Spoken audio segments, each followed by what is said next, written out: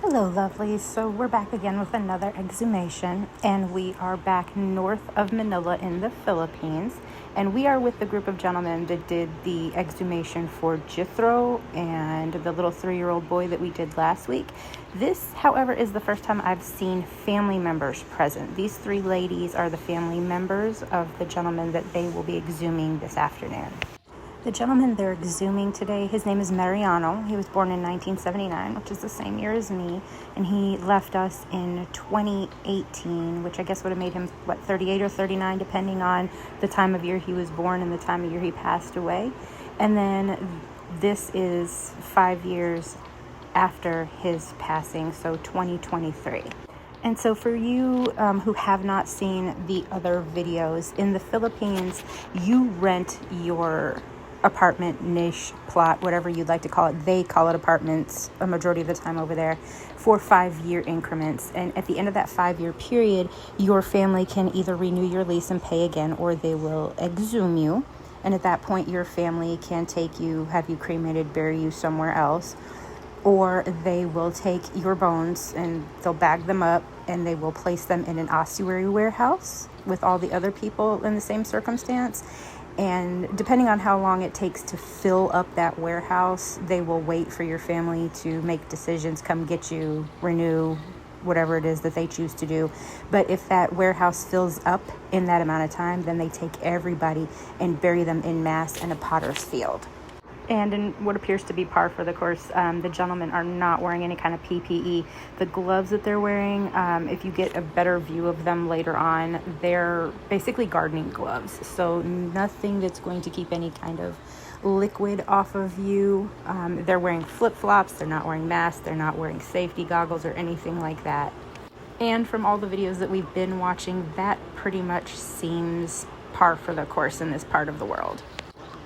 And as you can see, once again, his casket is reduced to just sawdust at this point. One of our lovely commenters, one of our subscribers and viewers, was kind enough to let us know that he had lived in that area, and it wasn't heavily treated anymore. I guess at some point, there had been a lot of vegetation, but they had over-sourced the lumber.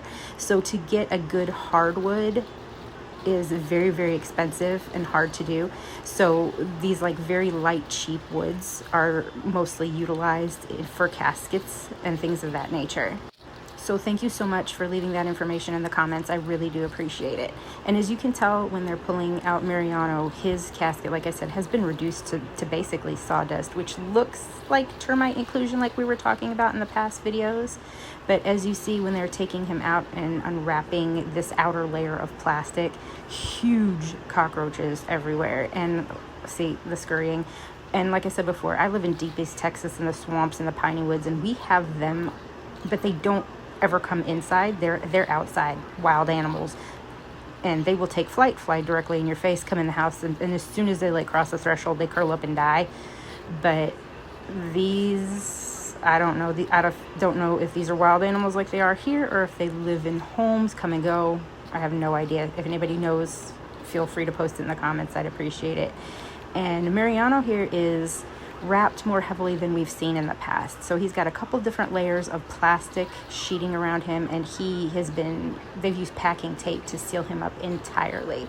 So as they're cutting through all that plastic, once they get him open, if you look at, I guess, what would be his left hand wrist, there appears to be a medical bracelet on it, and then on his right arm looks to be one of those tourniquets, not the right words, but those blue rubber strips that they use when they're taking your blood, putting in an IV, things of that nature. So I was curious, because the first thing my mind thought of was COVID, but him passing away in 2018, that would have been 2 years before the COVID epidemic. So I Googled it, and dengue fever, tuberculosis, measles, things like that nature apparently run rampant over there. And in 18, they were all in an upswing. What strikes me is incredibly odd is these are all vaccine preventable diseases, but apparently they started issuing the dengue vaccine, and out of the 800,000 people or so that they gave it to, I think 3 had passed away through, it didn't have anything to do with the vaccine, but it was enough for them to stop the mass vaccinations, and it caused kind of like a mini hysteria. So people are very, very conscious of the vaccines, and a lot of people choose to not get them. They're anti-vax because they've heard rumors that the vaccinations will cause illness and death. And I don't know if you can notice this because they shot it in a vertical instead of horizontal format, so I'm sorry. This was the crispiest I could get it and the most enlarged I could get it without it starting to pixelate. But because he was so well wrapped, there is a lot of liquid putrefaction left in the bottom of that plastic. So once again, keep in mind that these gloves are not waterproof. They're not vinyl or nitrile or anything like that. They're literally just gardening gloves. Now, the gentleman in the brown shirt was going to just kind of fold him in half and put him in the bag, but the family, I guess, protested.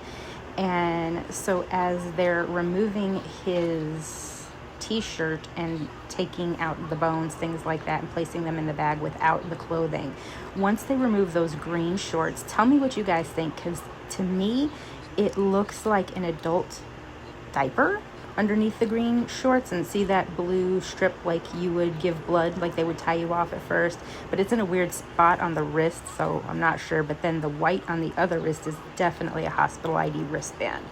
But see, I mean, if anybody in the comments wants to leave me their opinion, that'd be great. But to me, they do look like an adult diaper. Yes, and like we said, because poor Mariano was so well sealed in these layers upon layers of plastic with packing tape, he for lack of better words, is still a little bit moist. He still has some remaining connective tissue in between the big joints, especially the ball joints. So this is a lot more flesh, sorry guys, than we're used to seeing. Usually we'll see them completely skeletized or completely mummified. But like I said, because he was so well sealed, we have a lot more moisture left in there. And not to be completely horrible or whatever, but like I was watching this, and around this point, especially with all the liquid putrefaction at the bottom of that plastic, it was one of those things where you see something and you feel like you can literally like taste it through the screen. It was a bit much for me, and I was in the death industry. And as you can see from Mariano's skull, we still have eyes intact, at least for the most part. So they are continuing to retrieve as many bones as possible. And I believe at some point they drop maybe a small rib bone, because I believe one of the ladies brings it to their attention that they've dropped pieces of their relative and asked them to rebag it. So, and the ladies have like candles lit, and they've been over there, noses covered, praying. I don't know the relation. It wasn't stated in the video or the comments or anything that I could Google translate my way through. It just said relations of the deceased, because they end up not taking the remains. They're just removed to the ossuary. And thank you to all my beautiful members, and thank you guys for watching. I appreciate it so much. Love you.